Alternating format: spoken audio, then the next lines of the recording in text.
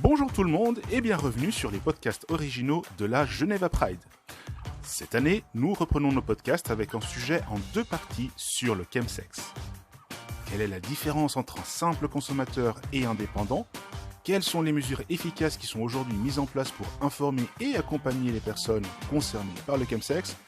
Et dans quelle mesure l'entourage peut-il intervenir ? C'est ce que nous essaierons de comprendre grâce à Loïc, infirmier responsable à Checkpoint Genève, qui fera également le parallèle avec son propre vécu. Bonjour Loïc, écoute, on commence direct. Est-ce que tu peux te présenter s'il te plaît ? Ok, alors moi je m'appelle Loïc, je suis infirmier responsable au Checkpoint à Genève et conseiller en addiction. Ok, et est-ce que tu peux nous parler un peu de ton expérience du chemsex s'il te plaît ? Alors moi je me définis comme malade dépendant, c'est-à-dire que j'ai un passé de consommation active de produits et de consommation problématique. Et ma dépendance, elle s'est principalement manifestée dans le chemsex, c'est-à-dire cette alliance de produits et de sexe. Et j'ai consommé pendant plusieurs années. J'ai consommé très rapidement, beaucoup trop, très rapidement en perdant la maîtrise, très rapidement en affrontant des conséquences. Et ça a pour moi été une période extrêmement compliquée. Et est-ce que tu peux nous raconter comment tu as commencé le chemsex ? Alors comment j'ai commencé le chemsex, ça a été, moi j'étais déjà pas vraiment un gros consommateur de produits avant le chemsex, c'est-à-dire que j'avais pas conscience que je pouvais être amené à tomber dans la dépendance aux produits. Jeune, je faisais beaucoup la fête et je buvais beaucoup d'alcool. C'était assez. J'ai quand même beaucoup d'épisodes et de souvenirs de consommation abusive et d'alcoolisation massive, mais ça restait toujours dans un cadre festif. C'était jamais seul, donc ça m'a jamais vraiment posé de questions. J'avais aussi identifié que j'avais une certaine appétence pour le cannabis. Et je m'étais mis des limites que j'arrivais à respecter. J'avais par exemple refusé d'apprendre à rouler pour ne jamais consommer seul. Déjà à l'époque, il y avait quand même un lien fort entre ces 2 produits et la sexualité. Il y avait toujours, in fine, de ces épisodes-là, un besoin de sexualité, un besoin de sexe, de consommer du sexe et de consommer des hommes. Et moi, en 2015, j'ai déménagé à Lyon. Et à Lyon, j'ai découvert ce qu'était le milieu, j'ai découvert ce qu'étaient les soirées, et j'ai découvert des drogues qui étaient plus puissantes. Alors au départ, je prenais des produits pour faire la fête, mais ça a très vite dérivé, parce que très vite, moi, il fallait absolument que je trouve une soirée à faire pour pouvoir avoir une raison de prendre du produit. Et puis en quelques mois, finalement, j'allais même plus aux soirées parce que j'étais déjà défoncé avant les soirées. Donc déjà, ça m'intéressait même plus de sortir, je pouvais plus sortir.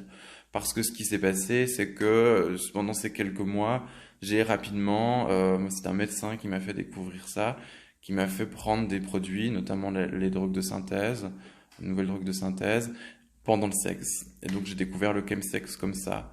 Et ça a rapidement pris énormément de place dans ma sexualité. Ça a envahi complètement ma sexualité. Et puis, il y avait plus que ça après. Du coup, l'expérience du chemsex n'a pas l'air particulièrement agréable. Du coup, qu'est-ce qui t'attirait dans le chemsex ? Alors, c'est vrai que quand je le raconte aujourd'hui, plusieurs années après, c'est vrai que c'est pas ça ressemble pas du tout agréable. Moi, je suis absolument pas à l'époque en conscience que c'est désagréable. C'est-à-dire que je me sens un peu hors du monde, hors de la société, je trouve ça hyper cool. Et puis, au niveau du chemsex en lui-même, ça va me permettre d'avoir accès à une forme de sexualité à laquelle je n'ai pas du tout accès sans les produits. Je vais pouvoir avoir accès à la pénétration, je vais pouvoir avoir accès à du sexe en groupe, chose que j'arrivais pas à faire sans produits. Ouais, donc ça donnait l'impression de lâcher prise, ça te désinhibait en fait. La désinhibition a été Il y a des inhibitions et puis le fait de se sentir appartenir, de se sentir considéré, ça c'est des choses qui ont beaucoup joué, je pense, dans le fait que je suis devenu accro. Et justement, est-ce qu'on devient facilement accro aux substances utilisées pour le chemsex? Alors ça dépend les écoles de pensée par rapport au sujet de la dépendance en fait, puisque certains professionnels de santé vont définir les choses en disant que en fonction de quel produit tu prends, combien de temps tu les prends, tu peux développer une addiction, puis in fine, tu peux développer une forme de dépendance. Moi, je suis pas du tout de cette école-là. Moi, je suis de cette croyance, non, je suis de cette école qui dit que la dépendance est une, non, je suis de cette école qui dit que la dépendance est une maladie qui est génétique et une maladie qui est présente depuis la naissance. Donc ça veut dire que pour moi, celui qui naît dépendant, aujourd'hui, au vu des outils qu'on a, etc., à notre disposition pour identifier la maladie, tout ça, c'est normal que, en tout cas moi, qui me considère comme dépendant, c'est normal que je termine par la consommation, que je devienne accro aux produits.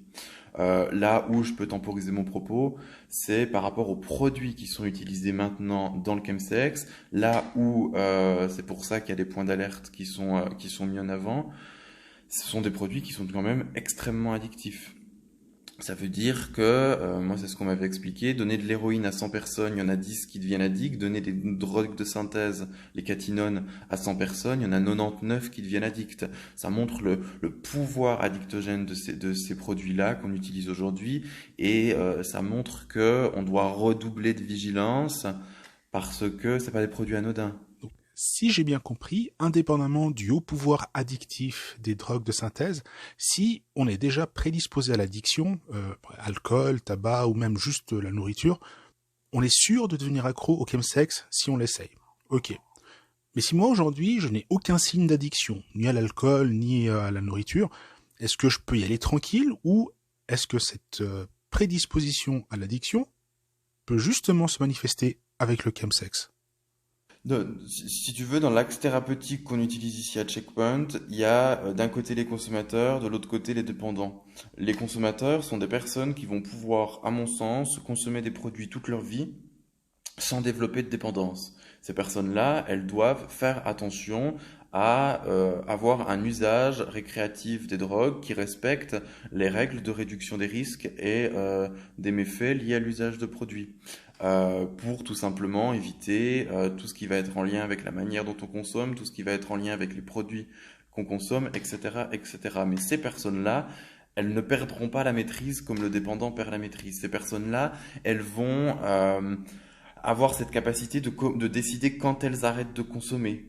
Nous, les dépendants, on est incapable de ça. Systématiquement, on perdra la maîtrise. Une fois, on dit une fois c'est trop, 1000 fois jamais suffisant. Moi, si je commence à consommer, je suis incapable de m'arrêter. Je n'ai absolument aucun contrôle sur la consommation de produits et sur la maladie. Ma dépendance, moi, je la découvre via la consommation de produits. Mais si je regarde les choses telles que le modèle Minnesota me propose de les regarder, ce modèle qu'on utilise à Checkpoint, j'ai des symptômes de ma dépendance qui s'expriment bien avant la consommation de produits. J'ai cette difficulté, voire incapacité de régulation émotionnelle. J'ai cette humeur qui est dépréciée. J'ai ces fluctuations de l'humeur qui sont hyper importantes, avec des pics très hauts et des pics très bas. J'ai ce sentiment de non-appartenance depuis très jeune. J'ai ce problème d'estime de moi, j'ai cette difficulté relationnelle, j'ai cette hypersensibilité, j'ai cette fuite du conflit. Tous ces symptômes qu'on va retrouver chez le dépendant, je les ai bien avant la consommation de produits. Donc, mon comportement dépendant, il existe avant la consommation de produits, mais mon comportement dépendant, surtout, il me pousse à aller consommer du produit parce que je dois trouver une solution pour fuir mon état de base qui est devenu trop insupportable. Ah ouais, donc non seulement c'est pas forcément évident de savoir si on a une prédisposition à l'addiction, mais en plus là, je découvre un peu que l'addiction, c'est pas forcément une addiction à un produit matériel, mais que ça peut aussi être une addiction aux émotions, par exemple être accro à des sentiments comme l'amour, l'amitié, ou être accro à une relation.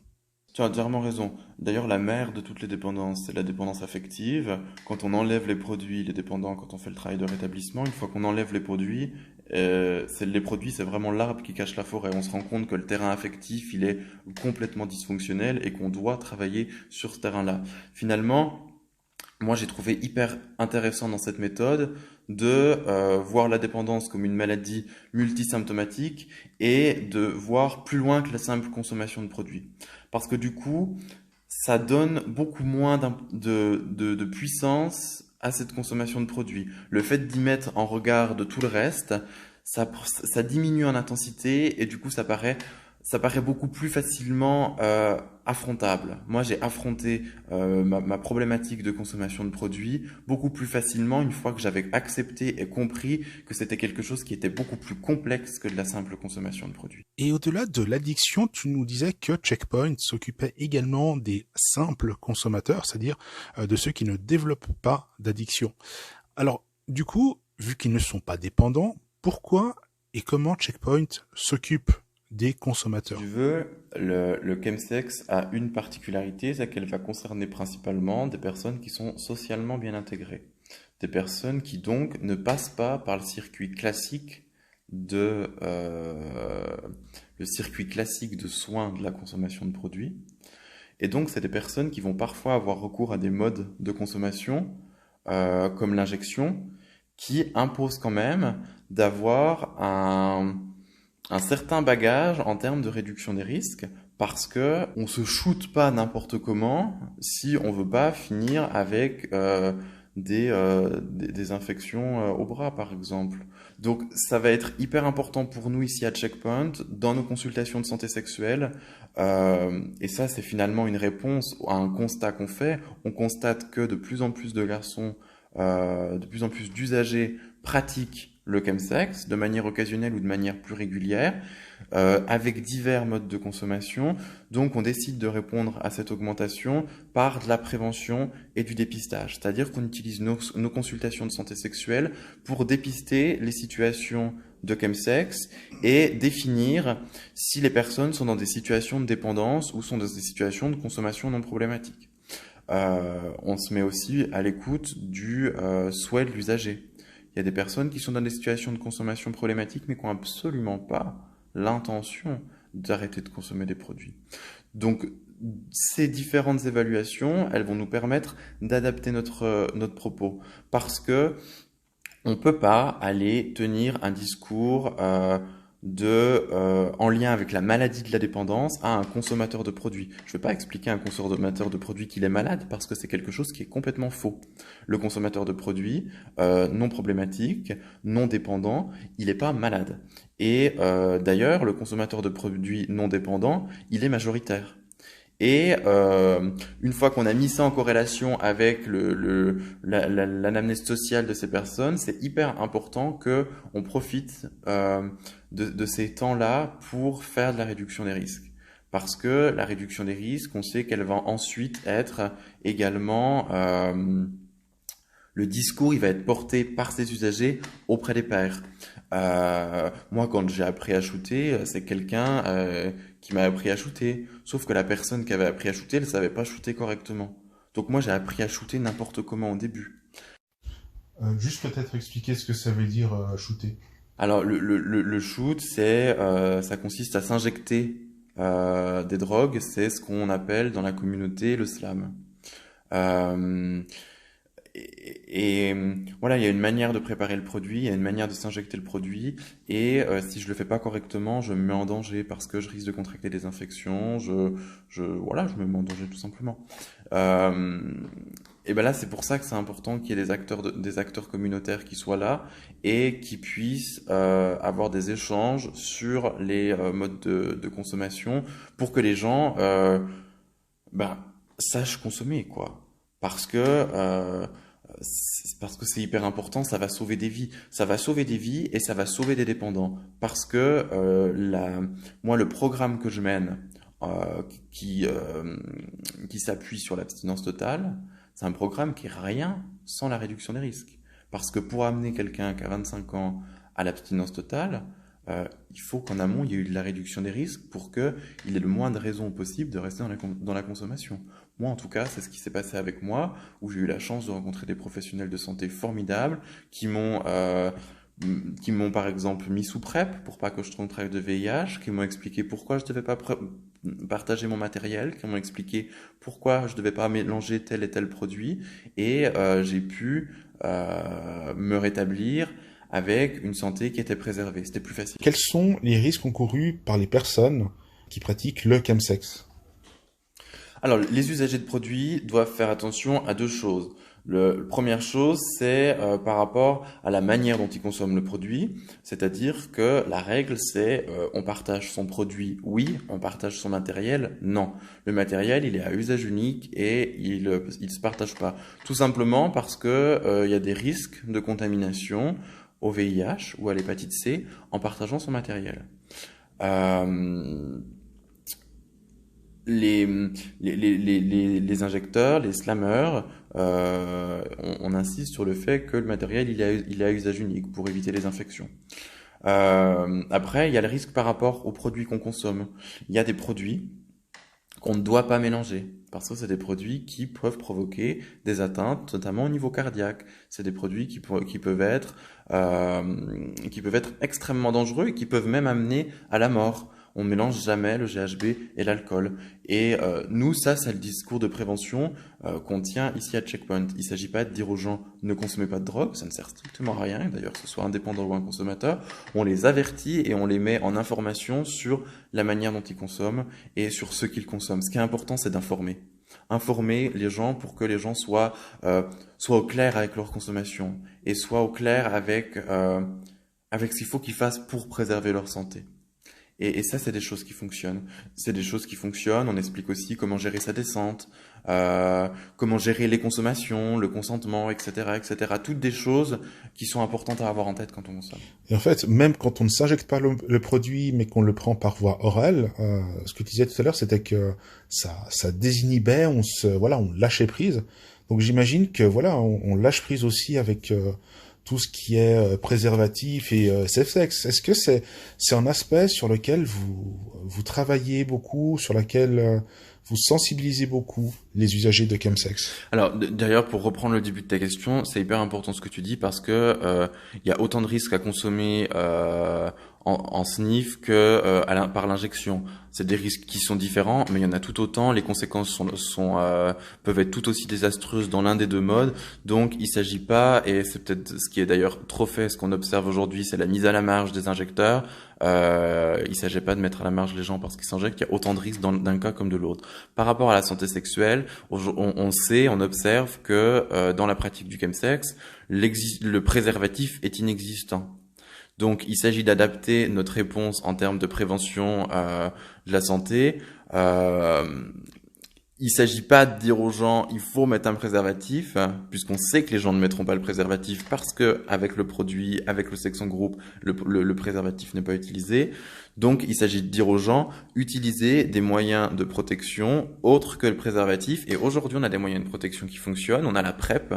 Et la PrEP, c'est un outil qui marche, qui permet, aujourd'hui on le sait, c'est prouvé, c'est des études statistiques qui le montrent, c'est un outil qui permet la diminution du nombre de contaminations au VIH. Donc nous, aussi à Checkpoint, ça va être une de nos priorités quand on dépiste des situations d'usage de produits en contexte sexuel, ça va être de protéger les gens du risque de contamination au VIH via l'utilisation de la PrEP. Moi, un truc qui m'a choqué en parlant déjà avec les deux jeunes que j'ai rencontrés dans le cadre des podcasts autour de la thématique du chemsex, une chose qui m'a choqué, c'était de me rendre compte à quel point c'était facile de se procurer ces produits, ces produits stupéfiants. Est-ce que c'est vrai? Est-ce que c'est si facile que ça? Ça, c'est en effet une de nos préoccupations en tant qu'acteur de la santé, c'est la facilité d'accès à ces produits, à des produits qui, comme je te l'expliquais, sont pas des produits anodins. Donc oui, il va y avoir une possibilité de trouver des produits pas chers qui vont être livrés directement dans ta boîte aux lettres. Il va y avoir des possibilités de se fournir en produits sur les applications de rencontres. Aujourd'hui, c'est tellement démocratisé que les gens ne se cachent plus pour dire qu'ils ont du produit. Moi, à l'époque où je consommais, c'était beaucoup plus compliqué. Donc, on note l'évolution. Donc, c'est d'ailleurs pour ça que la chasse à la drogue, elle est perdue d'avance. Et quand on voit donc la facilité avec laquelle on peut se procurer ces produits, en tant qu'acteur de la santé, qu'est-ce qui peut être fait? Comment est-ce qu'on peut réagir à ça? Alors pour contrer ça, déjà, moi je pense qu'il faut arrêter de vouloir faire la chasse à la drogue. Il faut arrêter de mener des politiques qui sont répressives, parce que de toute manière, on a toujours un temps de retard sur les dealers et les produits. Je pense que ce qui est par contre une chose intéressante à faire, c'est sensibiliser les usagers de produits sur la nécessité de, par exemple, faire analyser ces produits. Aujourd'hui, il y a des associations comme Nuit Blanche qui proposent du drug checking. Ça veut dire qu'on peut aller là-bas avec du produit, faire tester son produit, et ça permet de savoir, de connaître la pureté du produit, de connaître s'il y a des produits de coupe, etc., etc. Et ça, c'est quand même quelque chose qui permet de consommer à moindre risque, parce que il y a plus de connaissances sur ce qu'on est en train de mettre dans le corps. Et puis, ça aussi cette facilité d'accès, elle nous montre que pour ce qui est des personnes dépendantes, la seule guerre qu'on peut gagner, c'est la guerre à la dépendance. Ça veut dire qu'il y a besoin de renforcer le système de soins pour les personnes dépendantes, renforcer la confiance dans des systèmes d'accompagnement par les pairs. Moi, je suis convaincu qu'il n'y a pas mieux placé qu'un dépendant qui se rétablit pour aider un dépendant qui souffre encore. Je suis convaincu que le pouvoir thérapeutique d'un dépendant qui aide un autre dépendant est absolument sans égal. Et je pense que c'est ces choses-là qu'on doit mettre en avant et maximiser. Voilà, on arrive à la fin de cette première partie, mais on retrouve Loïc, infirmier responsable chez Checkpoint, dans un podcast tout bientôt pour la deuxième partie.